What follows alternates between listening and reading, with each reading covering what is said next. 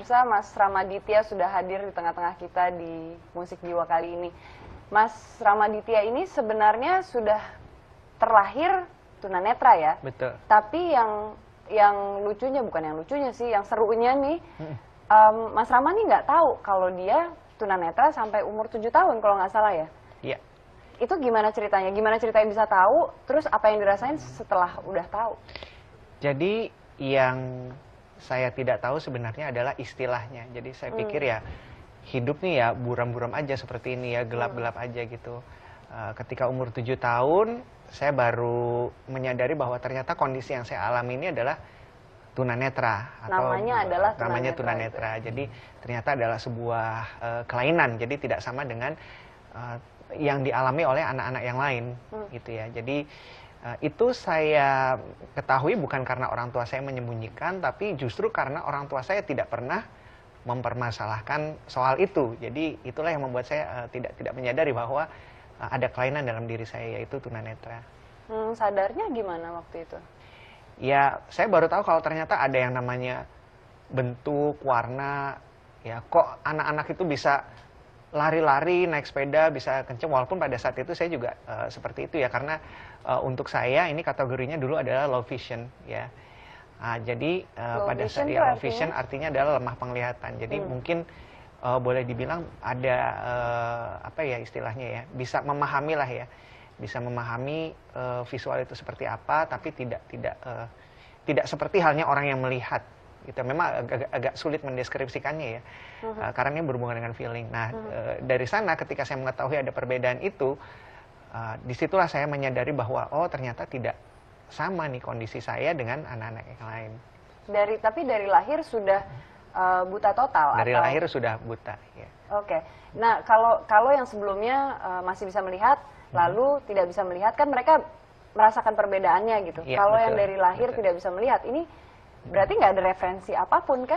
Ya, sebenarnya kalau referensi ada ya, karena diberitahu oleh orang tua, kemudian yang saya katakan tadi low vision, ya, jadi masih ada hal-hal yang bisa saya tangkap, walaupun memang tidak bisa disamakan dengan orang yang melihat ya. Jadi deskripsi warna, bentuk itu memang berbeda dengan yang lain. Hanya misalnya seperti ini hijau, seperti ini kuning, yaitu kita berusaha memahami sendiri. Memang kembali lagi agak sulit untuk menjelaskannya ya.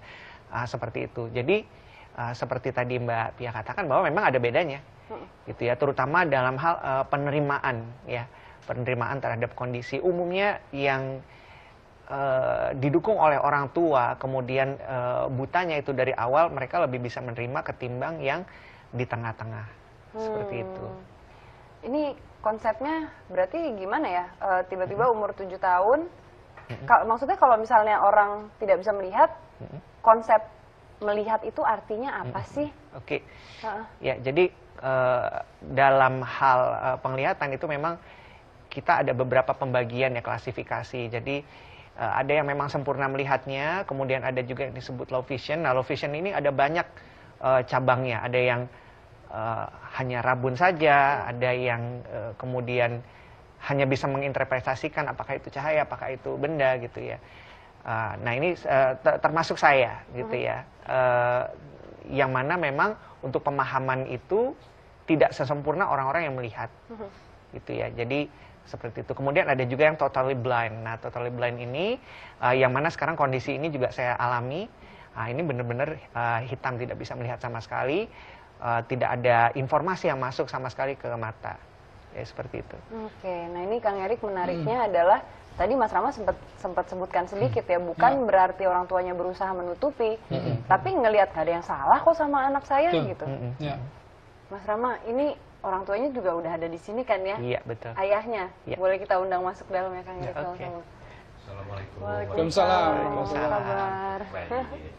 Kak, ayo silakan Pak. Alhamdulillah. Bapak Rahadian. Iya.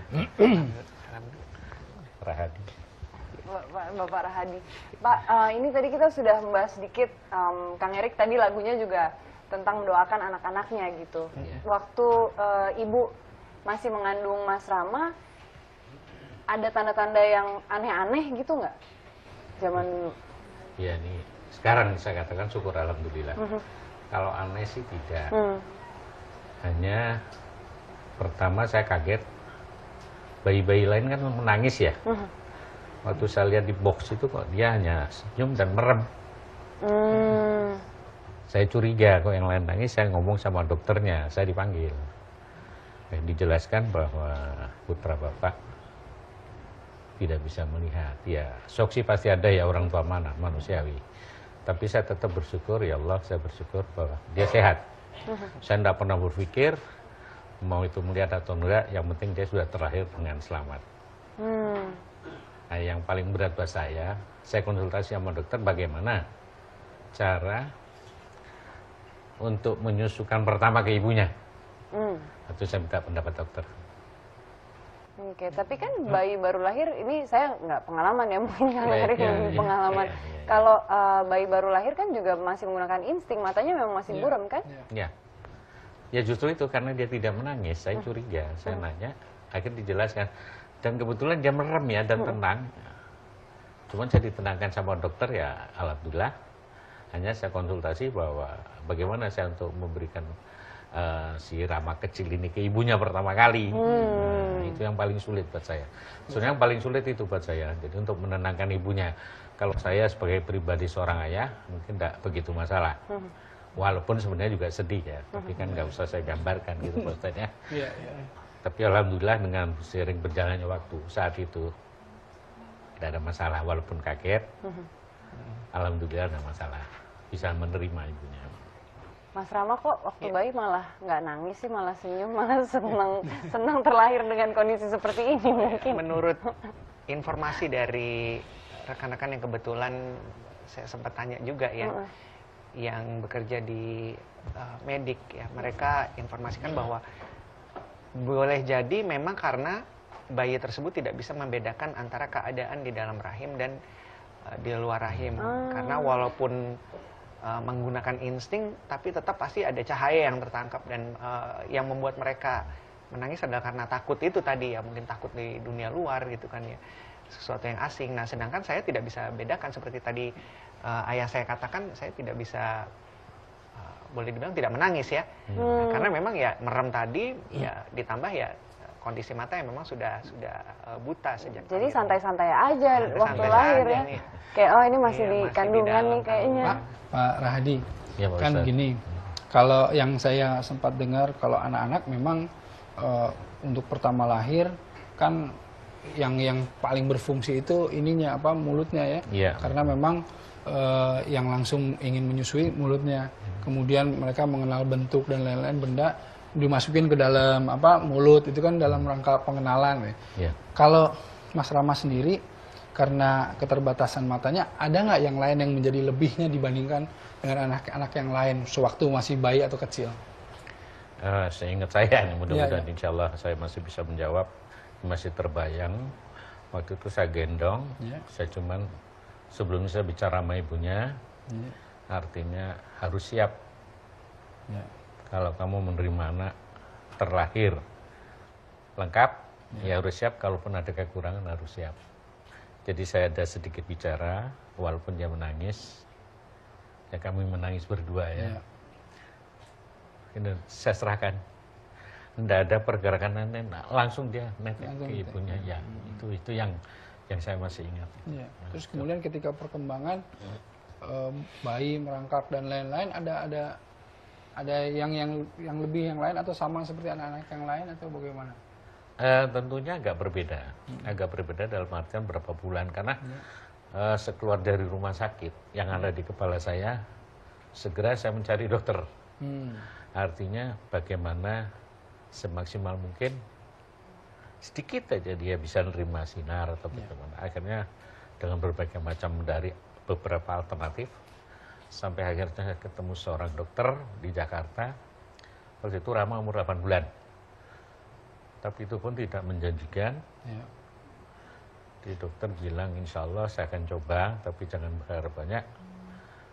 Dibikin diafragma yang sebelah kanan, karena semuanya itu pun sebenarnya rusak, cuman dia mencoba untuk bikin diafragma, bikinan dia. Bagi saya tidak masalah. Dicoba aja dok, saya bilang. Kalau pergerakan Nggak beda jauh ya, cuman dia lebih tenang. Oh, gitu. Sampai umur 80 lebih tenang daripada bayi-bayi lain. Oh gitu. Dan ketika konsep yang itu tadi kan kita bicara sama Mas Rama konsep visual dan lain, bagaimana Bapak mengarahkan konsep visual Mas Rama ini? Nah, ini berbicara soal edukasi Iya. anak yang sedikit berbeda dengan yang lain. Ini nanti kita lanjutkan, tapi kita harus break lagi nih. Iya. Setelah ini pemirsa kita akan berbincang tentang penerapan apa sih yang dilakukan ayahnya Mas Rama terhadap Mas Rama yang sedikit berbeda dari anak lainnya. Jangan kemana-mana, tetap di Musik Jiwa.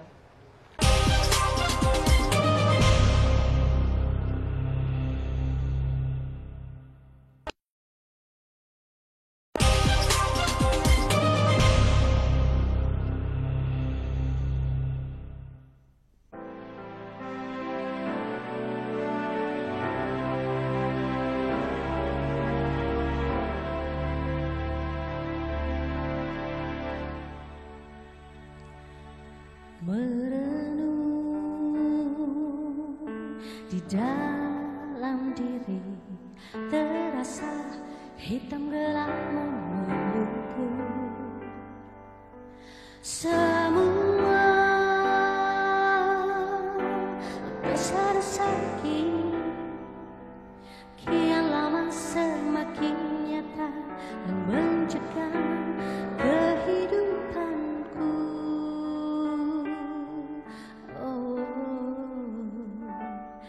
Diriku merana kini dan ragu ada kemana untukku.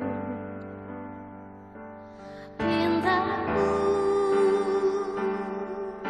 berikan aku jalan untuk menghalau keraguan demi menjelang rasa bahagia.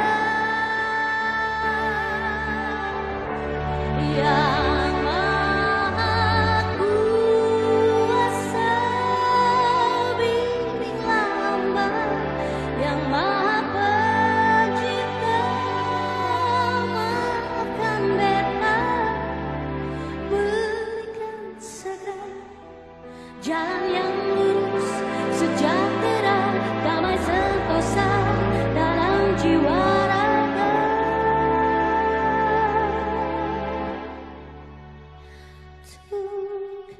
Hamba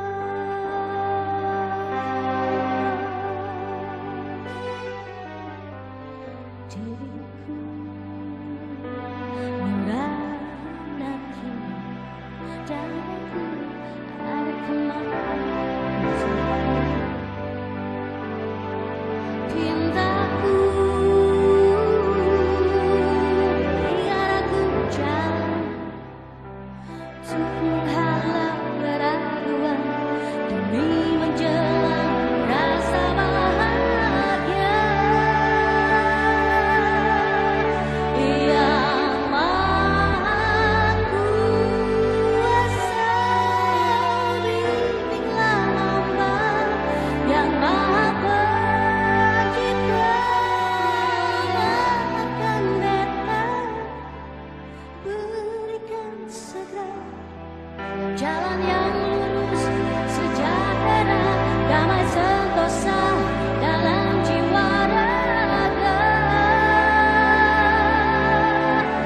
Ku pasrahkan diri pada Ilahi, yang ku terimakanlah semua dosaku.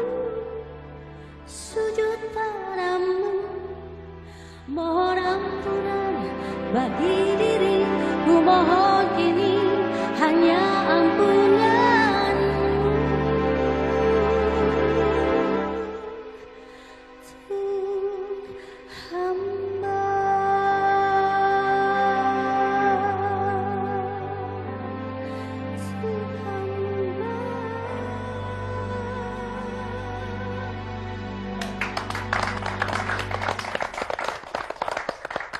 Kita kembali di Musik Jiwa, pemirsa. Sekarang kita mau membahas nih bagaimana ayah Mas Rama waktu kecil memberikan penerapan pelajaran kepada Mas Ram apakah sama anak-anak lainnya atau gimana nih, ada perbedaan nggak?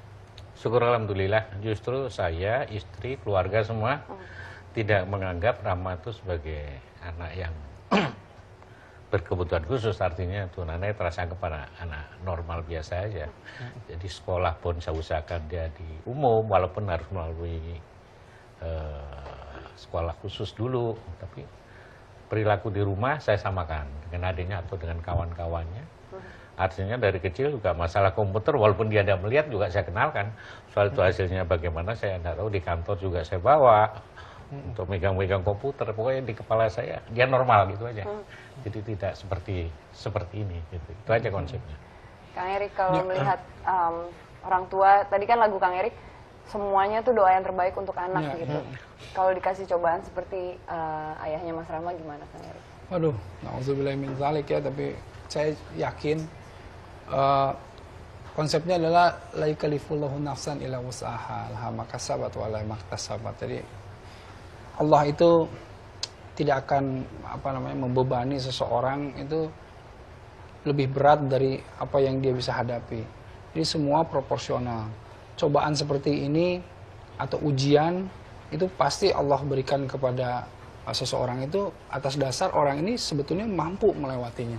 Nah, dengan konsep seperti itu sebetulnya tidak ada sebuah konsep yang ketika kita menghadapi sesuatu tidak ada solusinya. Jadi mesti ada solusinya. Fa inna ma'al usri yusra, inna ma'al usri yusra. Artinya sesungguhnya bersama dengan kesulitan selalu ada kemudahan. Jadi kalau kita sudah yakin terhadap itu, otomatis apa yang dilakukan oleh Pak Rahadi juga tadi, saya melihat bahwa optimisme yang muncul, yang kemudian tidak membedakan, diberikan komputer dan lain-lain, justru inilah yang membuat kemudahan-kemudahannya kemudian muncul gitu. Jadi kalau kita kesulitannya terus kita fokus kan kemudahannya jadi tidak terlihat. Tapi ketika kesulitannya malah saya kagum sekali gitu. Pak Rahadi dengan ibu itu menyampingkan itu dan kemudian terus saya move on. Dan ketika move on dan dibawa ke kantor, dibawa ini, boleh jadi treatment Pak Rahadi terhadap Mas Rama itu lebih dari treatment bapak dan anak yang lainnya. Hubungannya itu boleh jadi. Mungkin itu pula yang Allah inginkan ya, antara hubungan ayah dengan anak, Pak Rahadi dengan Mas Rama. Jadi kalau ayah-ayah lain biasanya kan agak renggang sama anaknya sih. Boleh jadi, itu kan kita, wallahu a'lam. Itulah makanya husnuzon terus sama Allah. Jadi kita tuh harus betul-betul berbaik sangka terus kepada Allah. Kenapa? Allah tuh seringkali bekerja, Allah itu kita tidak mengetahui. Kita tiba-tiba tahunya kalau memasak airnya panas saja. Padahal kita ada campur tangan Allah di situ. Iya, ibu-ibu masak, biasanya dia nggak berpikir bahwa ada campur tangan Allah ketika air itu panas, air itu mendidih dan lain-lain. Semua itu di dalam ketetapan Allah. Tinggal kita apakah bisa bersabar menghadapinya, bersyukur menghadapinya atau tidak. Begitu kira-kira konsepnya seperti itu. Tadi kita balik lagi ke konsep pengajaran Pak Rahadi ke Mas Rama, dikenalkan komputer. Ini mungkin kalau orang lain lihat gitu di luar yang tidak punya pengalaman yang sama, pasti yang gimana caranya sih kenalin komputer gitu. Dan buat apa gitu kan, orang pasti berpikir kan nggak bisa lihat gitu ya. Iya, buat apa gitu. Gimana visinya Pak Rahadi itu, saya justru pengen tahu apa visinya. Iya, karena saya lihat kan kalau tunanetra kan identik dengan tukang pijat. Nah, saya tidak mau itu. Jadi artinya semaksimal mungkin di kepala saya itu, cita-cita saya maksud saya, dia minimal harus jadi guru, minimal. Nah, untuk itu dia harus dibekali bahasa. Maka penekanan saya pertama adalah dia harus ngerti baca tulis dulu walaupun dengan braille. Soal nanti dengan komputer itu gimana nanti, tidak ada bayangan saja bisa seperti sekarang ini. Yang ada cuman ya Allah berikan yang terbaik untuk anak saya, minimal bisa mengajar gitu. Soal bagaimana caranya nanti Allah alam, nah bukti itu bahwa itu Allah ada dan mendengar itu ada. Dan terbukti. Subhanallah, terbukti. Semuanya sampai jodoh, dia pun dapat jodoh, itu hasil dari tahajud. Karena kan dicoba, bukan berarti tanpa hambatan. Betul. Perjalanan Rama ini dari TK, masuk SD, SMP, semuanya ada hambatan. tidak mulus, tidak. Itu semua melalui. Bukan cobaan saya bilang, tapi adalah rahmat dari Allah ya. Sanggup nggak saya ngadapi ini? Alhamdulillah, sampai kuliah pun sekarang dia udah S2, sampai dapat istri pun dia satu-satunya jalan tahajud. Hanya itu pilihannya, karena kamu udah melihat cantik atau tidak, itu hanya Allah yang milihkan. Dan itu terjadi sama dia. Itu di luar kemampuan saya, hanya alhamdulillah subhanallah, kebesaran Allah. Dan juga ternyata akhirnya bukan hanya mengerti komputer itu konsepnya apa gitu, tapi ternyata sampai semua game. Zaman dulu Mas Rama udah tahu nih, games, terus programming juga akhirnya memprogram. Kalau boleh saran, programming itu boleh apa ya Ram ya? Untuk boleh dikata dia sebagai ranger aja ya, kalau program belum sampai ke sana dia paling improve sama temannya ya. Kalau program itu dia agak sulit tapi ya mampu. Oke, sebenarnya awalnya dari video game. Nah, lucunya adalah saya tertarik karena suaranya gitu. Nah, jadi tetangga kebetulan punya waktu itu, terus saya bilang sama ayah saya, kepengen punya komputer gitu. Jadi bayangan saya tuh komputer ya suara-suara itu gitu ya. Nah, sampai akhirnya ayah saya menyediakan ya, sampai pertama kali saya pegang touch ini ya, seperti ini gitu kan. Wah, ini benda apa ini gitu kan ya. Nah, jadi mulai dari sana. Dan satu hal yang saya sangat ingat adalah setiap kali saya mengajukan permintaan untuk sesuatu yang sepertinya mustahil ya, seperti komputer ini, orang tua saya tidak pernah bilang apa bisa gitu atau bagaimana mungkin gitu, tapi selalu bagaimana caranya. Nah, jadi caranya itu yang ditekankan. Jadi istilahnya adalah kamu tidak melihat tapi mau pakai komputer. Nah, bagaimana caranya itu yang harus dipikirkan. Dari situ akhirnya menjadikan saya sosok yang mencoba untuk kreatif ya, artinya menyiasati kebutaan saya. Kalau saya tidak bisa melihat komputer dengan mata, mungkin bisa dengan objek yang lain ya, misalnya dengan pendengaran gitu ya. Jadi akhirnya saya mengoperasikan komputer ini menggunakan pendengaran. Oke, ini menarik sekali. Di depan kita pemirsa sudah ada laptop dan di sebelahnya ada suling juga. Dan bagaimana caranya Mas Rama akhirnya kenal dekat dengan semua video games. Nanti kita akan tunjukkan lebih lanjut setelah yang satu ini.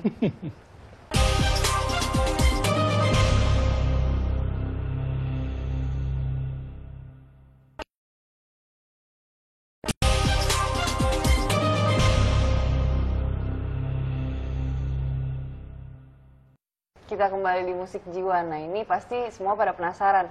Seorang tunanetra megang laptop, mau diapain nih laptopnya sebenarnya nih?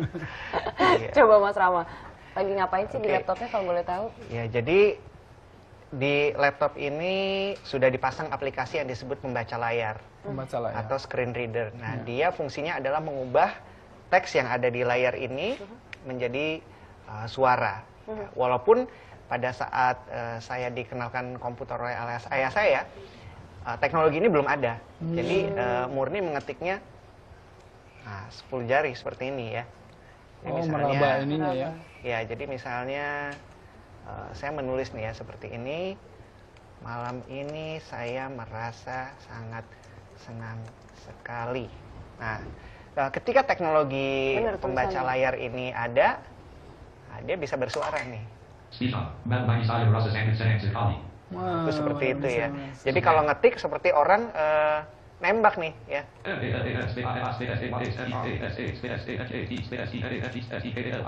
Nah, seperti itu tuh. Jadi dengan suara inilah saya menggunakan komputer mengoperasikannya seperti halnya orang-orang yang lain. Jadi kalau orang lain melihat layar, kalau saya mendengarkan. Jadi walaupun ini ditutup begini gitu ya, saya menongak ke atas gini sambil ngetik ya nggak masalah gitu, karena yang penting ada bunyinya. Tapi gimana caranya dari mulai nyalain, terus kan biasanya ada kursornya tuh, kursornya kan ke start kah, kemana? Oke, jadi dia akan membacakan, jadi misalnya seperti ini ya.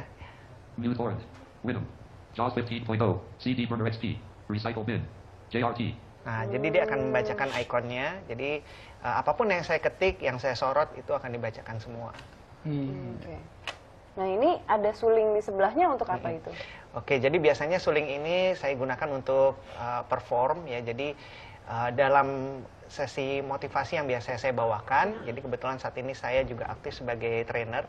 Nah, ini salah satu treatment ya atau hiburannya ya itu menggunakan suling. Jadi biasanya dikombinasikan dengan musik yang ada di komputer. Boleh dicoba? Boleh. Oke. Saya aktifkan dulu. Windows R run D colon enter data left S seminar enter seminar Materi lagu enter lagu IW whistle enter 000 enter alt tab SDFD alt tab whistle alt tab program type alt tab untitled tab alt tab 1 0 1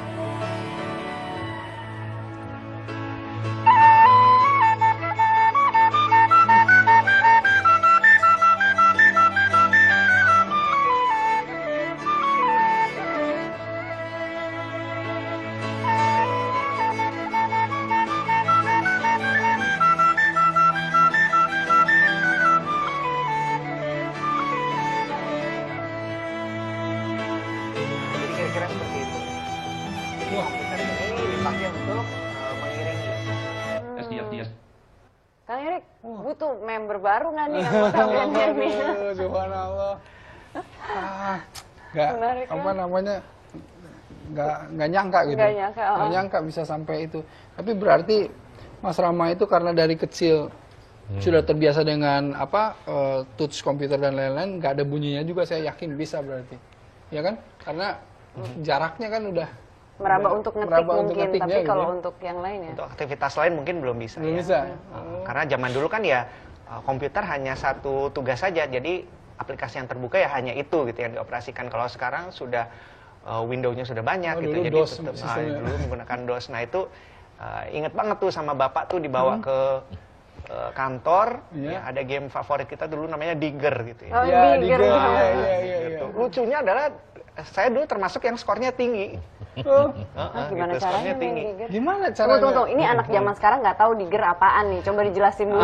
Digger apa ya, bahasa sederhananya tuh mungkin kalau yang pernah main Dikduk, nah itu Dikduk, nah, bisa carilah nanti gamenya. Jadi kita harus ambilin uang, sementara nanti ada ininya nih, ada musuhnya Ada gitu. musuhnya ngejar-ngejar. Saya ingat ada karung dolar, Iya, kata betul. ayah saya tuh karung dolar warnanya coklat, saya juga nggak tahu tuh warna coklat tuh gimana gitu. Iya. Nah, yang penting itu ya, jadi Digger itu salah satu yang menjadi kenangan saya sama ayah saya ketika di kantor. Nah, terus gimana bisa tahu, Tahu ada musuhnya dari gitu? mana datangnya musuhnya gimana? Karena emang ribut banget tuh teman-teman ayah saya dibilang kiri kanan gitu, naik kuasa dong. Nah itu, Oh, jadi saya sambil percaya aja tuh ya, berarti azas kepercayaan. gitu seperti Banyak yang ngomong. Banyak yang ngomong. Nah, terus lucunya lagi Kang Erik, ini juga bukan hanya Digger, abis itu main, kebetulan saya juga suka game ya, ternyata main Contra tamat, Super Mario Bros tamat, nggak tahu ini anak-anak zaman sekarang ngerti nggak tuh game-game Iya, gitu. iya. Tapi itu game-game itu yang benar-benar kita aja yang nonton, yang lihat tuh harus sangat precise gitu, karena ada musuhnya, ada tembak-tembaknya. Tapi ternyata tamat. Sampai Mas Rama tadi bilang sama saya, kombonya dia hafal. Kombo kan kiri-kiri, kanan atas, bawah yang gitu. 30 nyawa itu. Kon. 30. Bisa cerita Iya, soal iya. games ini gimana? Iya. Oke, jadi alhamdulillah ini yang satu yang sangat luar biasa.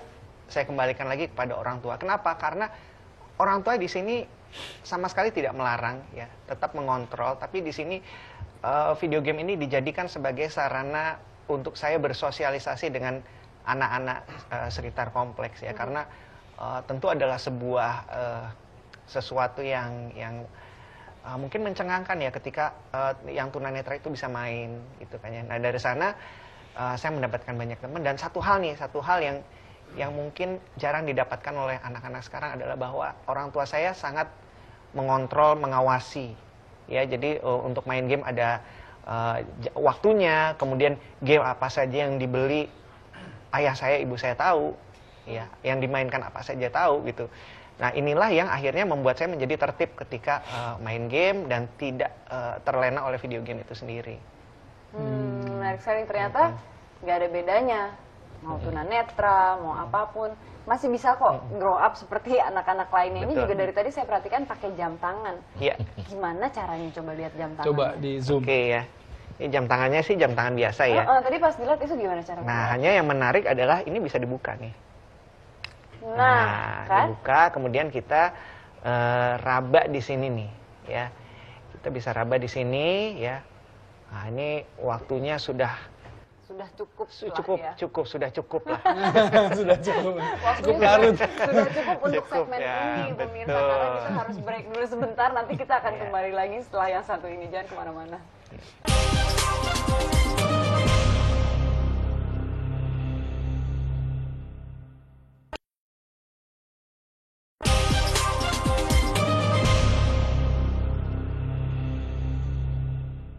Pemirsa, kita kembali lagi di Musik Jiwa. Tadi waktu break, saya seseruan sama Mas Rama malah main game di sini, Mas Rama main game. Nah, tapi Kang Erik ada pembicaraan serius nih sama sama ayahnya nih. Iya. Ngomongin apa sih? Bagi-bagi dong. Ya, saya kan harus belajar jadi ayah gitu ya, karena anak saya masih udah kecil nih. Mungkin juga pemirsa-pemirsa ingin tahu bagaimana belajar menjadi ayah, dan saya pikir belajar menjadi ayah dengan contoh role model ayah ini dengan ayahnya Mas Rama ini sangat bagus.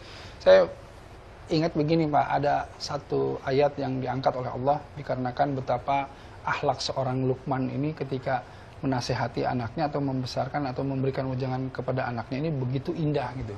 Di sini disebutkan wa isqala Luqmanu libnihi wa huwa ya'izuhu ya bunayya ya la tusyrik billah inna syirka la dzulmul azim. Jadi disebut ya di dalam ayat itu ketika seorang Luqman berbicara kepada anaknya dengan kata-kata ya'izuhu di situ. Artinya sebetulnya kata-kata ini tuh Luqman memberikan satu pesan ya, dengan dibungkus lemah lembut, dengan dibungkus rasa kasih sayang, dan kemudian ya bunaya, artinya di situ kata-kata yang betul-betul memanjakan si anaknya. La tusyrik billah. Yang pertama kali Luqman katakan kepada anaknya adalah jangan mempersekutukan Allah gitu. Karena sesungguhnya mempersekutukan Allah adalah ini yang sangat besar gitu. Nah, saya ingin tahu konsep-konsep agama yang seperti apa, konsep nasihat yang seperti apa yang diberikan oleh ayah kepada Mas Rama ini sampai tadi membuat sabar, membuat menerima semua keadaan dan lain-lain ini.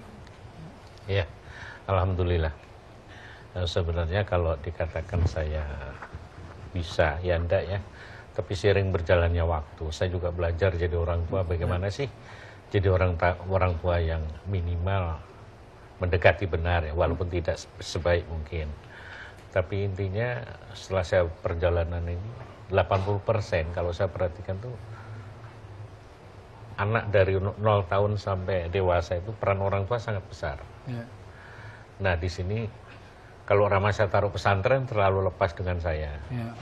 Artinya bagaimana saya cari sekolah agamanya 50%, Ya. secara nasionalnya 50%. Jadi saya bisa mantau, saya juga bisa belajar. Jadi ya alhamdulillah hasilnya juga lumayan. Artinya tidak bagus-bagus benar, tentunya masih banyak kekurangan sampai sekarang pun. Tapi alhamdulillah saya buktikan di sini adalah justru kebesaran dan keberadaan Allah itu sangat-sangat ada. Saya bercita-cita dia pengen jadi guru, dia ngajar walaupun sekedar mengajar atau dia dengan motivasi itu kan, oh rupanya Allah mendengar. Ya. Dia cari jodoh walaupun hambatannya banyak sampai dia agak terlambat 32 tahun. Tapi itu pun saya bilang sama Rama, di sini kamu diuji, harus lebih sabar. Kamu banyak kekurangan, mintalah kepada Allah tahajud, mintalah jodoh di sana, kan selama ini kamu ditolak karena kamu tidak melihat.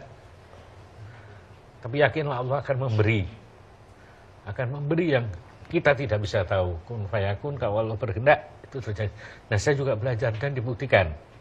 Jadi artinya di sini Pak Ustadz, saya juga sedang belajar jadi orang tua semaksimal mungkin sampai saya mati. Kalau itu hasilnya baik atau enggak ya insya Allah apa yang saya berikan kepada anak-anak itu bisa dilihat sekarang. Alhamdulillah. Kalau Mas Rama sendiri melihat ayah gimana nih Mas Rama? Apa yang dirasakan sama Mas Rama dengan ayah yang super seperti ini? Nah, ini sesuai dengan kata yang barusan Ustadz sampaikan ya, super. Saya kenal dengan banyak superhero ya. Ya. Kalau dari barat tuh Superman kebal, ya. Wolverine bisa menyembuhkan lukanya. Ya, kalau superhero dari Islam tuh ada Umar bin Khattab dengan pedang Zulfikarnya. Ya.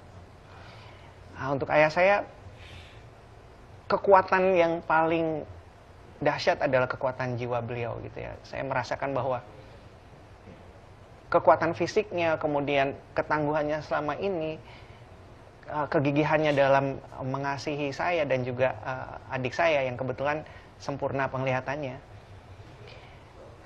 Semua ini tidak bisa berjalan dengan baik tanpa adanya jiwa yang kuat ya. Dalam hal ini jiwa mungkin kita bisa samakan dengan hati.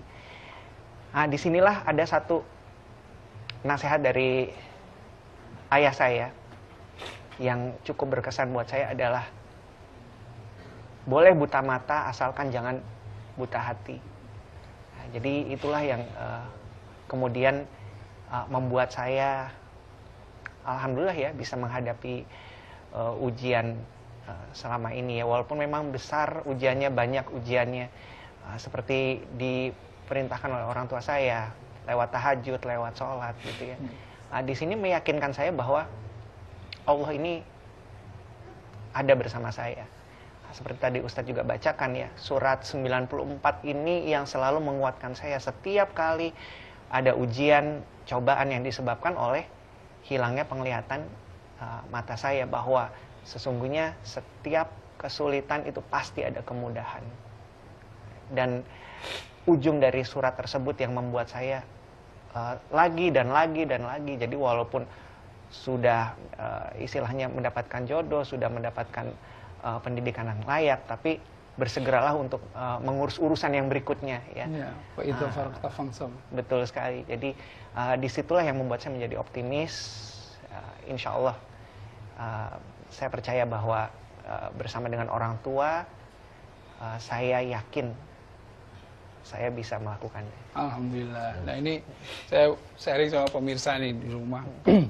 Sebetulnya kenapa saya angkat ini karena ada satu istilah fatherless country. Indonesia itu masuk ke dalam beberapa tingkatan, lima besar fatherless country. Jadi artinya negara tanpa ayah.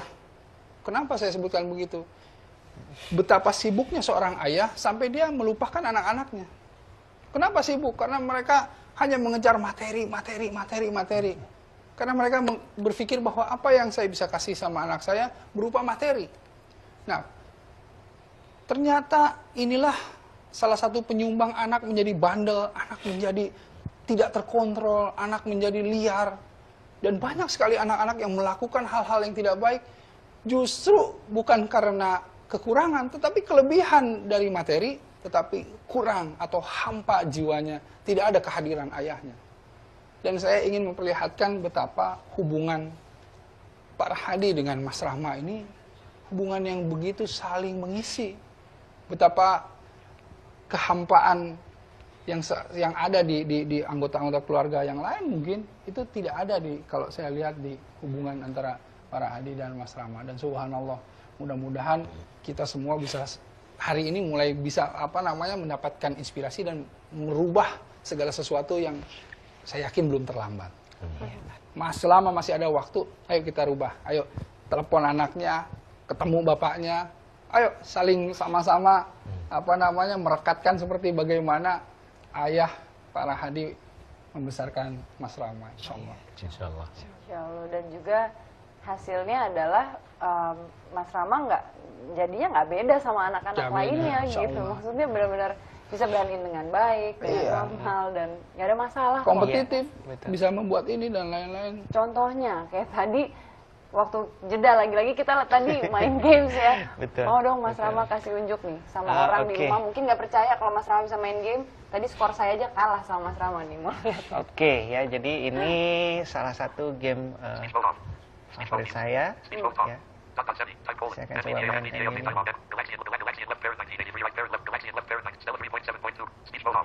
Oke ya. Bismillahirrahmanirrahim. Sebentar, ini dicoba. Oke.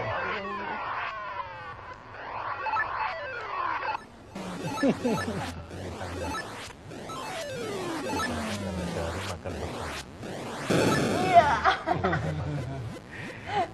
Jadi kita main game di sini pemirsa, saya harus tutup dulu karena ini seru banget, nanti saya kebawa ke sini. Tapi semoga apa yang dari tadi yang kita lihat di sini, semoga ada pembelajaran lebih, dan jangan melihat orang berbeda-beda karena kekurangan mereka. Mari kita saling support, mari kita bersatu padu karena masing-masing orang semuanya ada kelebihan dan kekurangan dan kita harus menerima itu.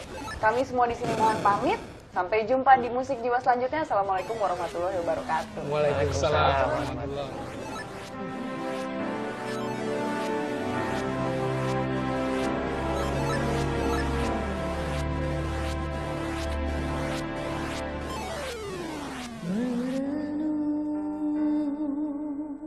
Di dalam diri terasa hitam gelap memelukku.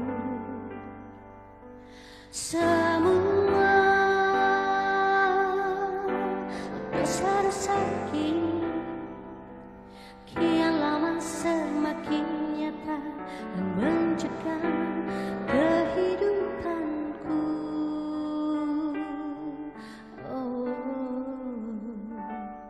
Diriku merana kini dan ragu adakah maaf untukku. Pintamu berikan aku jalan untuk menghalau keraguan demi menjelang rasa bahagia.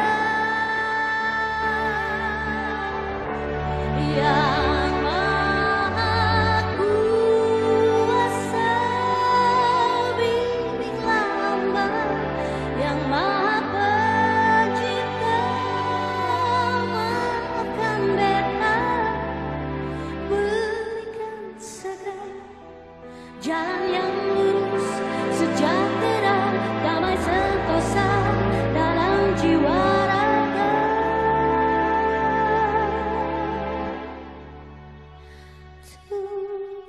Hamba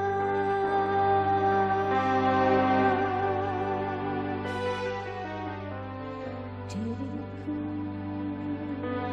merana kini dan aku